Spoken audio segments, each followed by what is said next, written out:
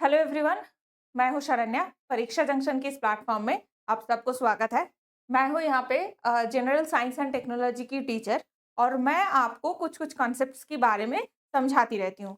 तो परीक्षा जंक्शन एक ऐसा प्लेटफॉर्म है जहाँ पे आप फ्री में कोई भी कॉन्सेप्ट को समझ सकते हैं। आपके आरआरबी एनटीपीसी की जो बैच है वो फ्री लाइव बैच है, आप उसको ज्वाइन कर सकते हैं, उसको देख सकते हैं। इसके साथ-साथ परीक्षा junction Facebook, Twitter, I mean thread, x, WhatsApp, Telegram, ये सारे प्लेटफ़ॉर्म में अवेलेबल है। आप वहाँ पे हमारे साथ जुड़ सकते हैं। इसके अलावा आप नीचे दिए हुए जो डिस्क्रिप्शन है उस पे भी हमारे साथ कॉन्टैक्ट कर सकते हैं। तो अब आते हैं इस कांसेप्ट को लेके सॉल्यूशन के कुछ-कुछ कांसेप्ट्स के बारे में हम बात करते हैं। तो बेसिक सॉल्यूशन की जो पार्ट है उसको हम लाइव क्लास में कवर करेंगे। यहाँ पे कुछ-कुछ कांसेप्ट सॉल्यूशन से रिलेटेड होता है, उसको लेके हम बात करते हैं। ये क्या हो गया?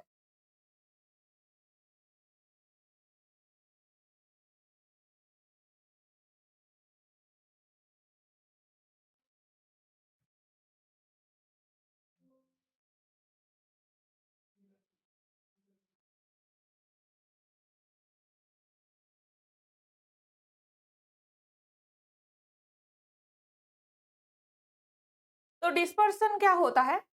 अ, कोई भी पार्टिकल कोई भी पार्टिकल वो एटम हो सकता है, मॉलिक्यूल हो सकता है या आयन हो सकता है। वो अगर किसी दूसरे पार्टिकल के अराउंड घूमता रहे या फिर उसके आसपास रहे, तो इन दैट सिचुएशन उसको डिस्पर्शन कहा जाता है। तो दिस इज कॉल्ड डिस्पर्शन। कोई एक पार्टिकल के चारों तरफ दूसरा पार्टिकल है, अगर ऐसा कोई कंडीशन है तो उसे डिस्पर्शन कहा जाता है। द फर्स्ट सब्सटेंस, जो ये फर्स्ट सब्सटेंस है, वो डिस्पर्शन के अंदर जो मेन सब्सटेंस होता है उसको डिस्पर्स्ड सब्सटेंस बोलते हैं। मतलब जो एक्चुअली अंदर है और जिसके अंदर है उसको डिस्पर्शन मीडियम कहते हैं। तो मान लीजिए अगर एक ऑयल का डब्बा है, तेल का डब्बा है, यहाँ पे बहुत सारे ऑयल मॉलिक्यूल्स हैं, इसके अंदर हमने पानी डाल दिया, पानी ऐड किया, तो क्या होगी, इसके तेल के अंदर पानी तो रहेगा पर वो मिक्स नहीं होगा और वैसे ही कंडीशन में वो पानी तेल के अंदर घूमता रहेगा।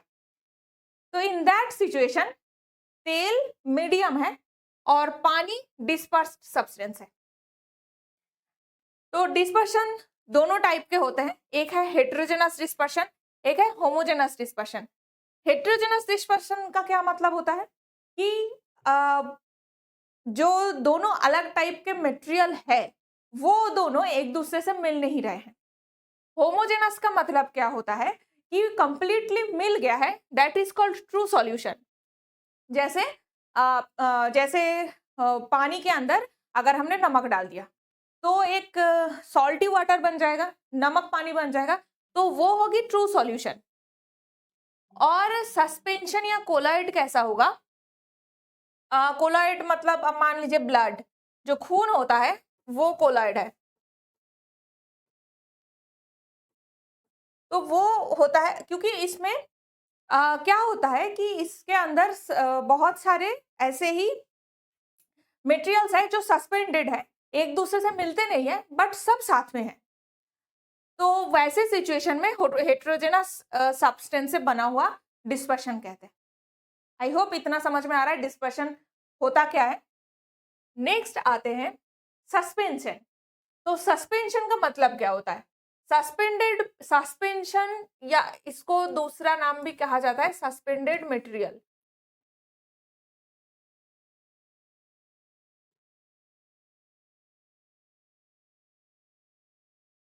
इस सस्पेंशन का मतलब इंग्लिश में जो कुछ काम से थोड़े दिन के लिए अलग कर देना, बर्खास्त करना, ये सब बोलते हैं, वो सस्पेंशन ये नहीं है। केमिस्ट्री का सस्पेंशन बिल्कुल ही अलग चीज है। तो ये सस्पेंशन क्या है?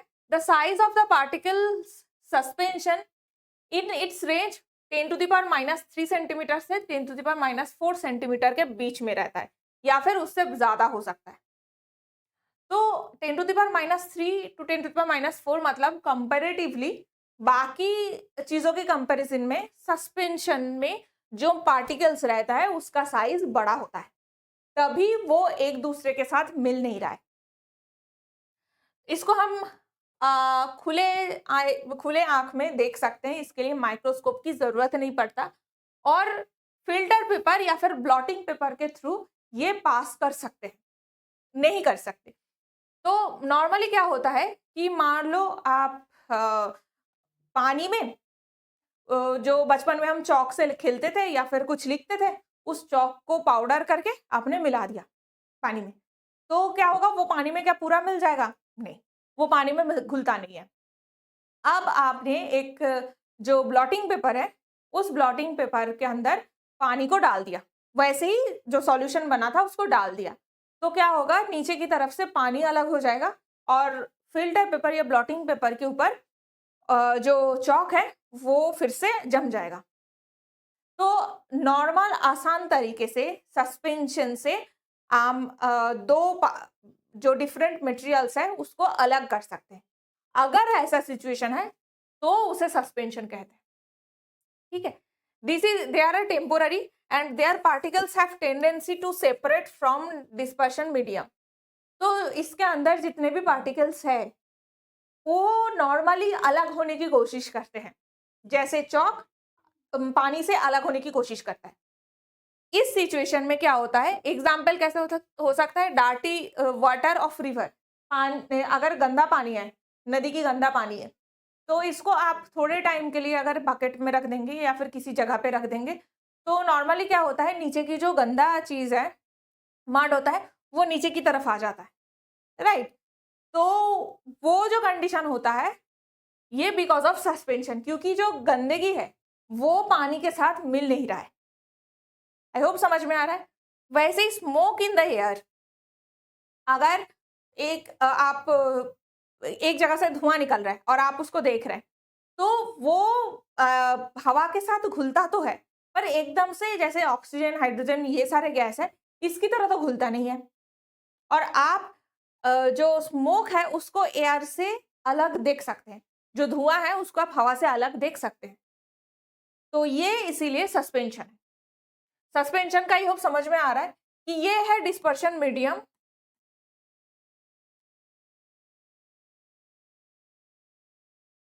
ये है डिस्पर्स्ड मटेरियल।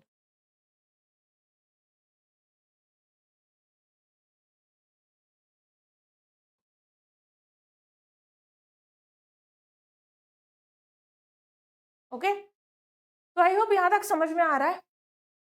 नेक्स्ट आते हैं कोलॉइड में। कोलॉइड में नॉर्मली क्या होता है, जो सस्पेंडेड पार्टिकल होता है उसका रेंज और भी ज्यादा होता है, मतलब ये उससे छोटा है, स्मॉल है।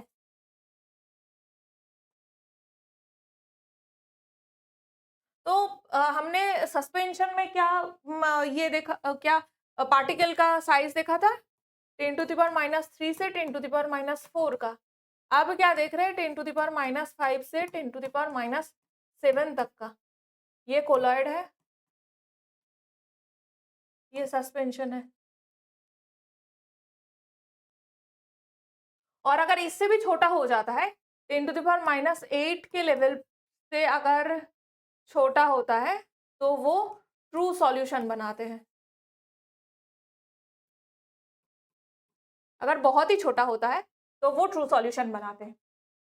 तो जिसका जितना बड़ा साइज, वो उतने अच्छी तरीके से पानी में या फिर जो जहाँ पे हम घुल मतलब उसको चाहते हैं कि घुल जाए, वहां पे नहीं घुलता है। जिसका साइज जितना बड़ा है वो उतना खराब घुलता है। तो ये पार्टिकल को क्या कर सकते हैं, अपने खुले आंख से नहीं देख सकते और माइक्रोस्कोप के थ्रू देख सकते हैं। तो सस्पेंशन में क्या देख रहे थे कि ये खुले आंख में देख सकते हैं, माइक्रोस्कोप की जरूरत नहीं पड़ता। इसको खुले आंख में नहीं देख सकते, माइक्रोस्कोप की जरूरत पड़ता है। और ट्रू सॉल्यूशन में क्या होगा, उसको हम खुले आंख में भी नहीं देख सकते और माइक्रोस्कोप में भी नहीं देख सकते। तो कोलाइड क्या है कि ये पार्टिकल पास कर सकता है फिल्टर पेपर के थ्रू। तो फिल्टर पेपर में ये पास करता है, पर पार्चमेंट पेपर पे पास नहीं करता। तो अगर कभी पूछा जाए कि कोलॉइड का प्रॉपर्टी क्या है, तो आपको याद रखना पड़ेगा कि फिल्टर पेपर के थ्रू पास हो सकता है, बट पार्चमेंट पेपर के थ्रू पास नहीं होता। The particles have very little tendency to separate from the dispersion medium. तो नॉर्मली सस्पेंशन में क्या देखा था कि जो अलग होने की टेंडेंसी है वो ज्यादा है, बट कोलॉइड में क्या है कि टेंडेंसी कम है, और ट्रू सॉल्यूशन में बिल्कुल नहीं है। एग्जाम्पल क्या है? मिल्क है, गाम है, गाम सॉलिड कोलॉइड है, ब्लड है, इंक है। तो नॉर्मली क्या होता है, जो दूध होते हैं वो एक कोलॉइड मटेरियल होता है। क्या क्या कोलॉइड में मिला रहता है? इसमें प्रोटीन्स रहते हैं, फैट्स रहते हैं, साथ में आयंस रहते हैं, एलिमेंट्स रहते हैं, जैसे लोहा, जिंक, कुछ कुछ मेटल्स रहते हैं, और ये साथ में रहते हैं। इसको आप अलग नहीं करना अलग कर सकते हैं, बट नॉर्मल कंडीशन में ये अलग नहीं होता। तो ये है कोलॉइड। ओके, नेक्स्ट दो प्रोसेस को देख लेते हैं। डायलिसिस। डायलिसिस पे क्या होता है? कोलॉइड को सेपरेट करने की एक प्रोसेस है। कोलॉइडल जो सॉल्यूशन है, ओरिजिनल सॉल्यूशन है, उससे मटेरियल्स को अलग करने की जो प्रोसेस है, उससे डायलिसिस कहा जाता है। The colloidal solution is purified by this method. सबसे ज्यादा कहाँ पे यूज होता है? डायलिसिस। हमने नॉर्मल डे पे भी बात करते हैं, तो ये किडनी फेलियर जिन लोगों के होते हैं, उनके मतलब उनके किडनी पे ज्यादा प्रेशर ना पड़े, इसीलिए डायलिसिस किया जाता है। तो डायलिसिस में नॉर्मली क्या होता है कि एक डायलिसिस मशीन है मान लो, और किसी की किडनी काम नहीं कर रहा है, किसी की किडनी काम नहीं कर रहा है।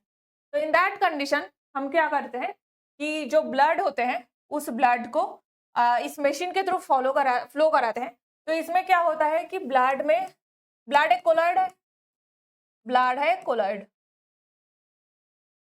तो इसके अंदर हम क्या करते हैं, इसके थ्रू जब फ्लो करते हैं ब्लड, तो जितने भी ब्लड कॉर्पसल्स रहते हैं, आरबीसी, ब्लड कॉर्पसल्स मतलब आरबीसी हो, व्हाइट ब्लड कॉर्पसल्स हो, प्लेटलेट्स हो,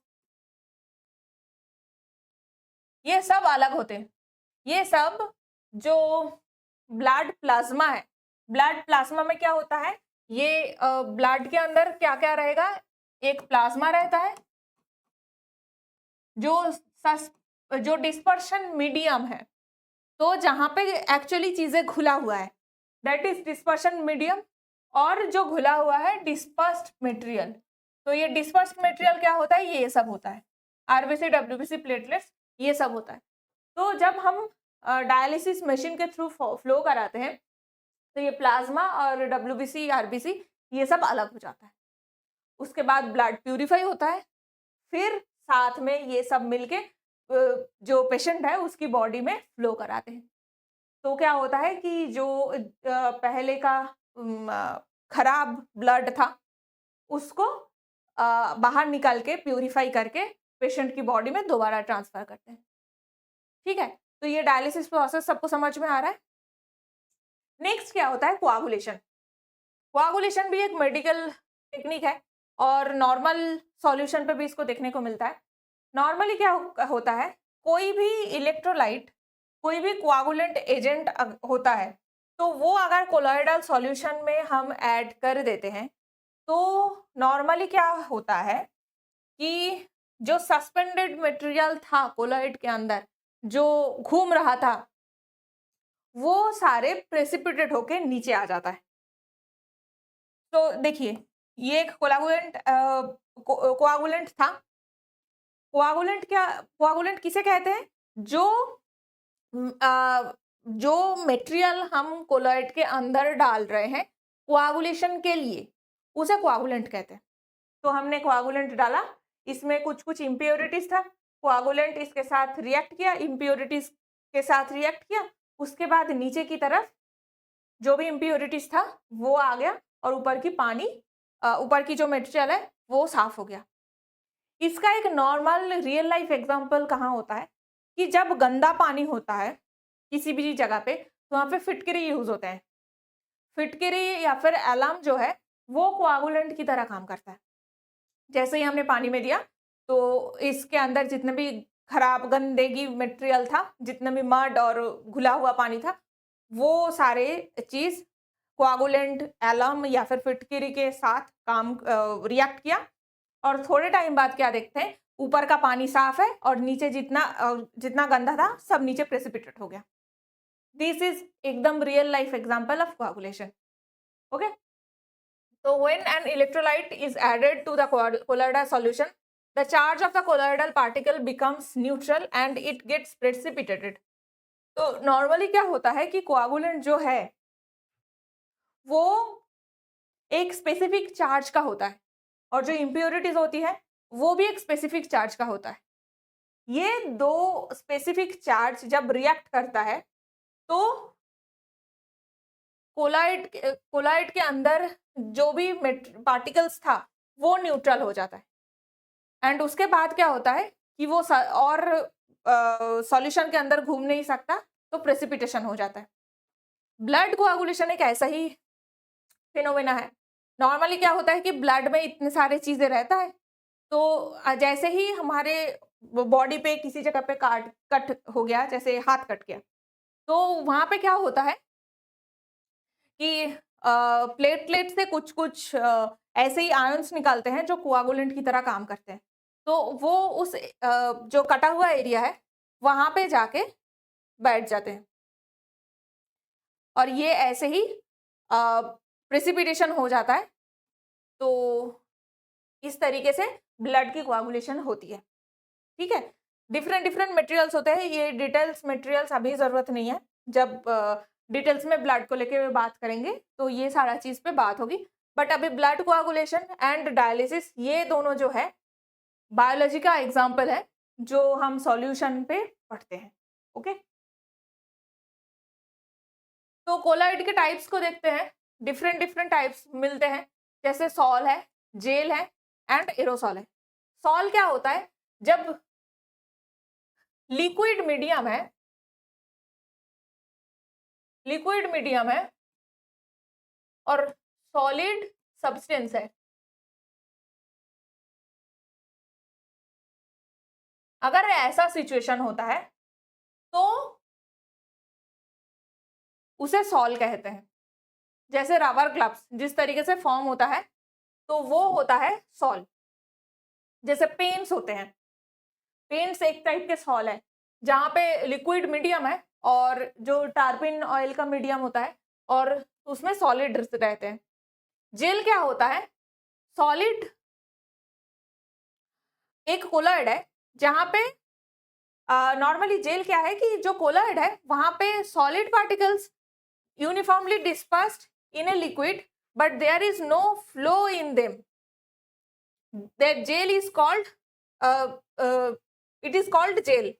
जैसे जेली या फिर जिलेटिन, इसमें क्या होता है कि सॉलिड के अंदर इसमें क्या होता है कि सॉलिड के अंदर सस्पेंडेड जो पार्टिकल होता है वो लिक्विड होते हैं।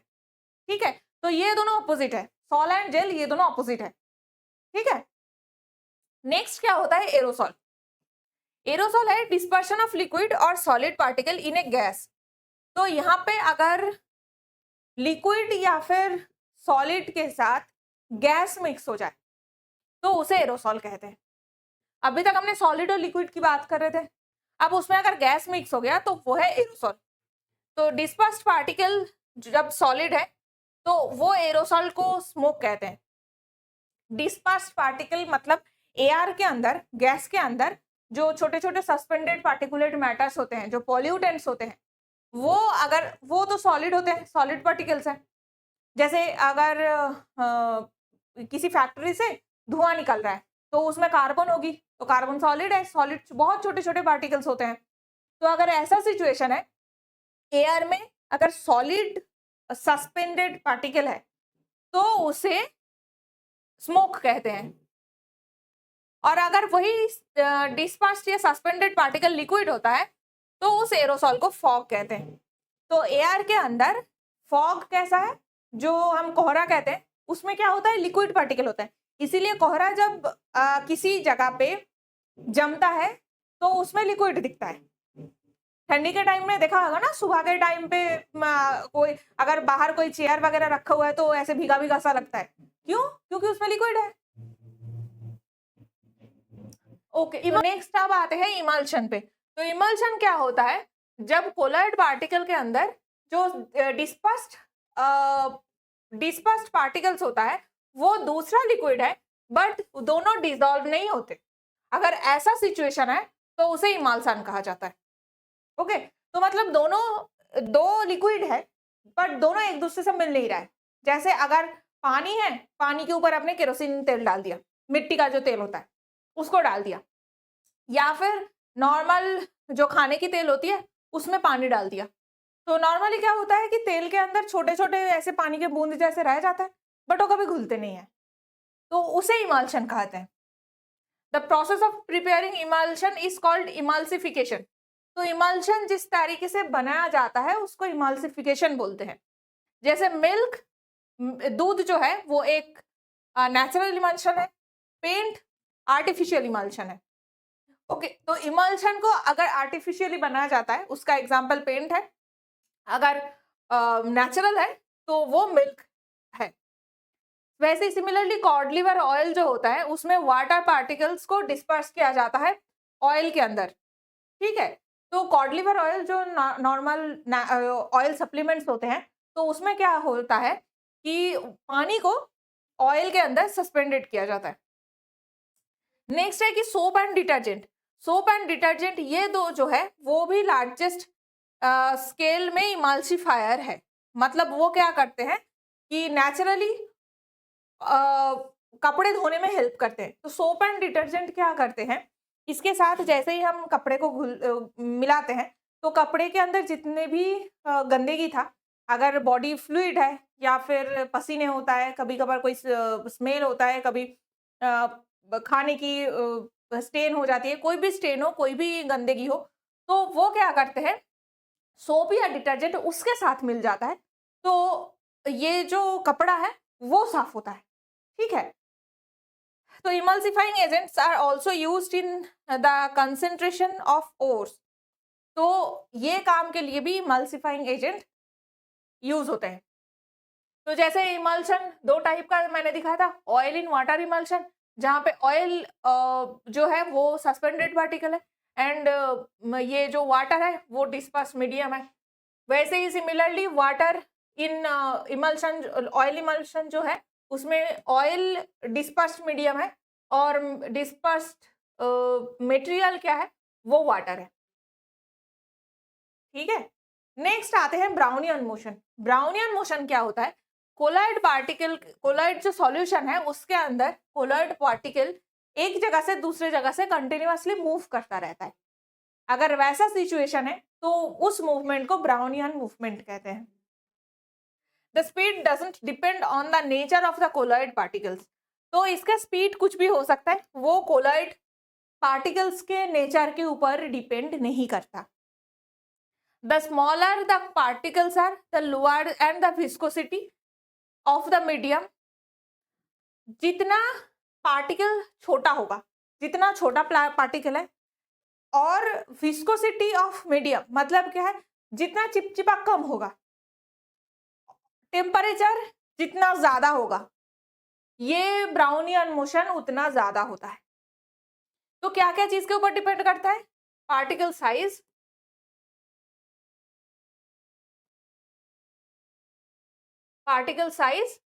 viscosity of medium,